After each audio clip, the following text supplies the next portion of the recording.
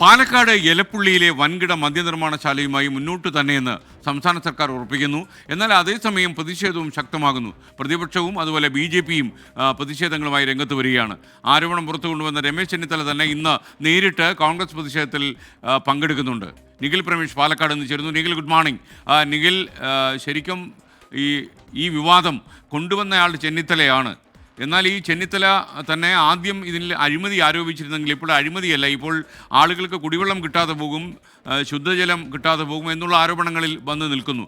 ഇവിടെയാണ് MP രാജേഷ് പറയുന്നത് ഇവർ പിന്നോക്കം പോവുകയാണെന്ന്. എന്തൊക്കെയാണ് വിവരങ്ങൾ? ഗുഡ് മോർണിംഗ് എസ്കേൻ. സത്യത്തിൽ രമേശ് ചെന്നിത്തലയാണ് ഇത്തരത്തിലുള്ള ഒരു വിവാദം പുറത്തു കൊണ്ടുവരുന്നത്. മുഖ്യമന്ത്രിയുടെ ഓഫീസിലടക്കം എത്രത്തോളം തനിക്ക് സ്വാധീനമുണ്ടെന്നും രമേശ് ചെന്നിത്തല വീണ്ടും വീണ്ടും തെളിയിച്ചുകൊണ്ടിരിക്കുകയാണ് ഈ ആരോപണത്തിലൂടെ എന്നാണ് കോൺഗ്രസിനകത്തുള്ളവർ തന്നെ പറയുന്നത്. എന്തായാലും ആ വിവാദം പിന്നീട് കത്തിപ്പടരുന്നു.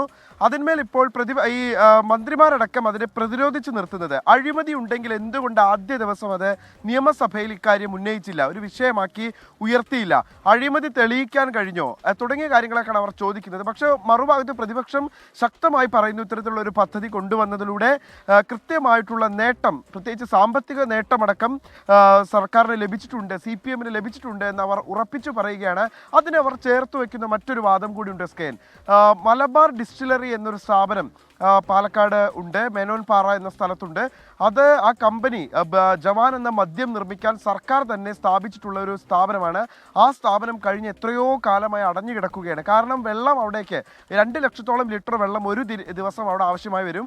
വെള്ളം എത്തിക്കാൻ കഴിയാത്തതിനെ തുടർന്നാണ് ആ സ്ഥാപനം അടഞ്ഞു കിടക്കുന്നത്. ഏതാണ്ട് 25 കോടി രൂപ ബെവ്കോയ്ക്ക് അനുവദിക്കാനും ധാരണയായിരുന്നു.